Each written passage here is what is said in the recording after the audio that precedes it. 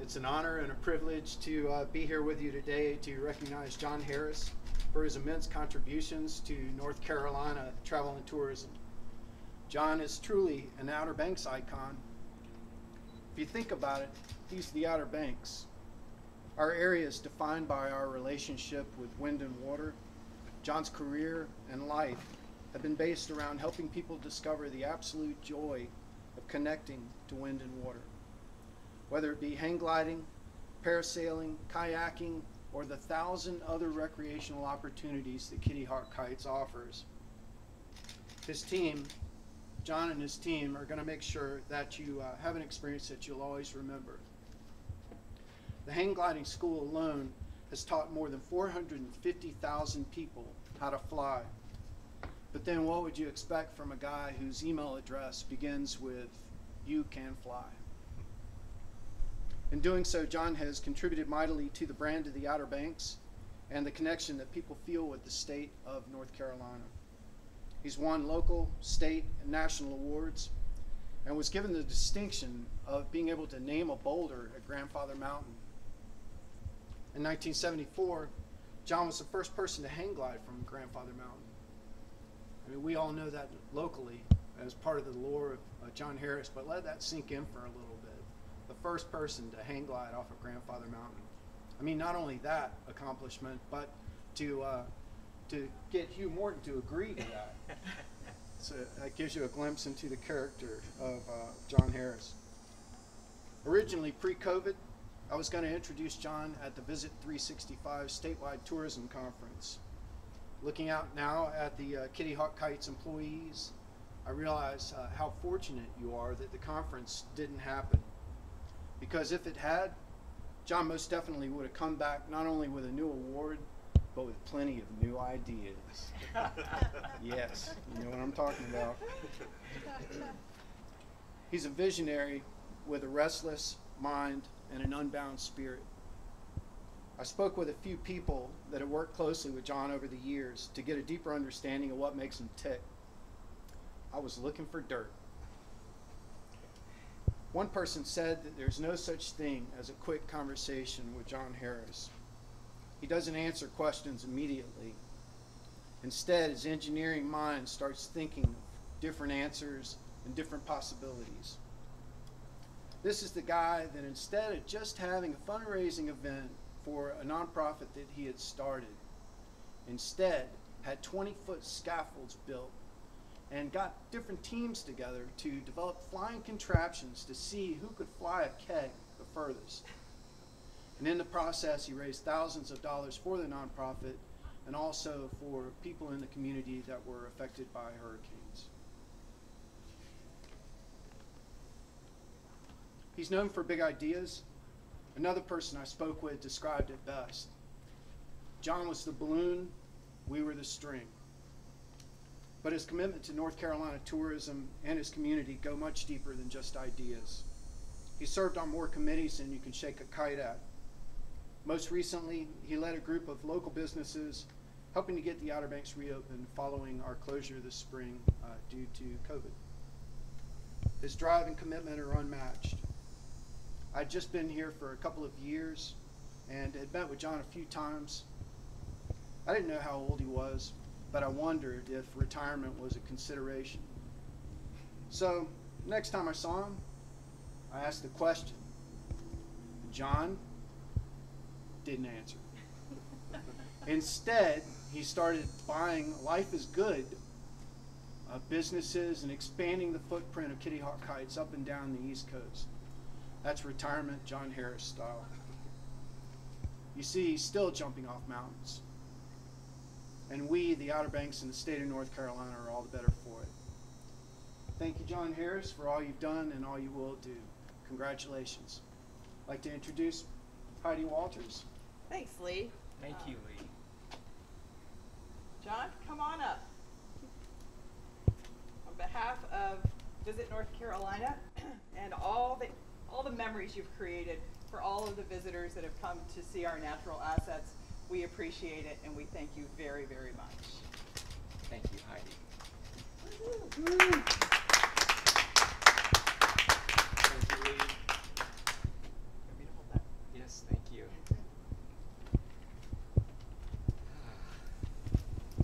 This is indeed an honor to be included in the winner's circle. As many of the people that have received the award have helped me so much and helped Kitty Hawk Kites so much get to where we are today. And two of those people are Hugh Morton and Harris Prevost of Grandfather Mountain.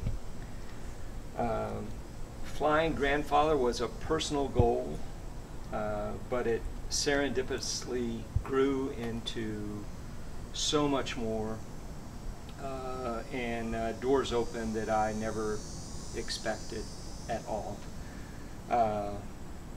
It was just a pivotal moment in my life and Kitty Hawk Kites' life. So a couple of things happened when I flew off of Grandfather, just to tell you this story. Well, first of all, I lived. That was good. But really important was that Mr. Morton became a friend and a mentor to me, and he fell in love with hang gliding, all from that one flight. I was an engineer. I knew a little bit about hang gliding, and I knew a little bit about geology and a little bit about engineering. I didn't know anything about business or marketing or tourism at all. So when I asked Mr. Morton what I should do to help grow our business that was running out of a garage at the time, he responded promptly, join the Travel Council.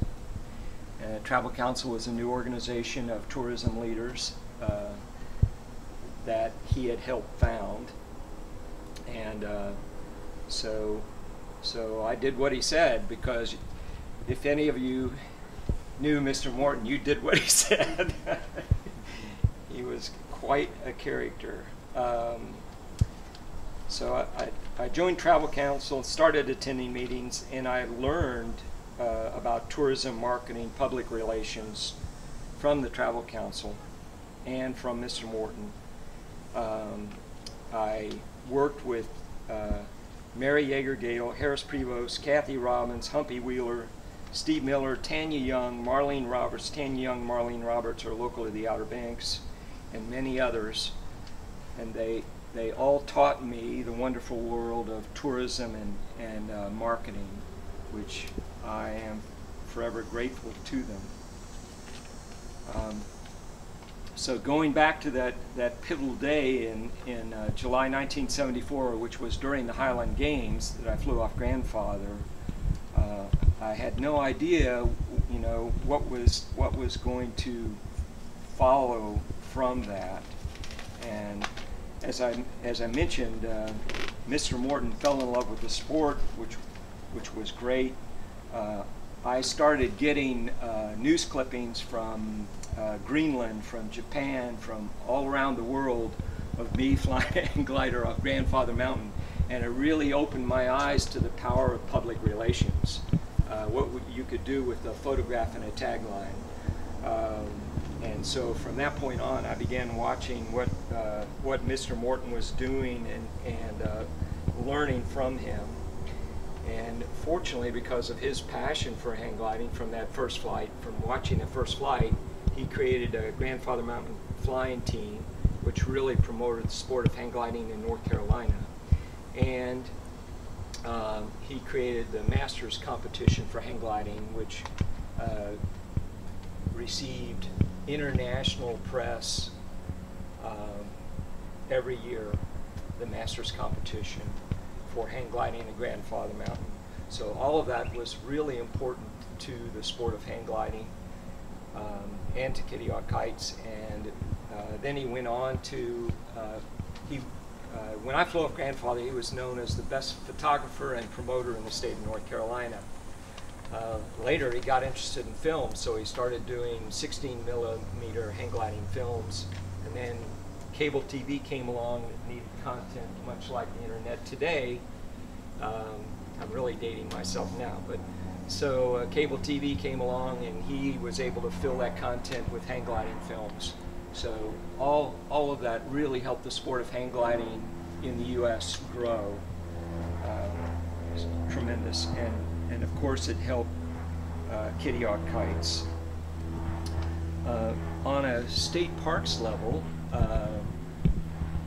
we began teaching here when it was private land.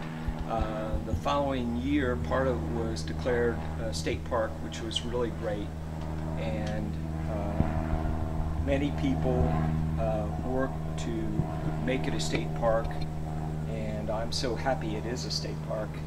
And we all worked trying to make it a state park, but Carol Baum, Marlene Roberts, Eddie Green from the Christmas Shop, George Crocker from the Galleon, all of those people worked very hard to make it a state park. At that time in parks history, the culture was conservation, and so nobody quite knew what to do with hang gliding.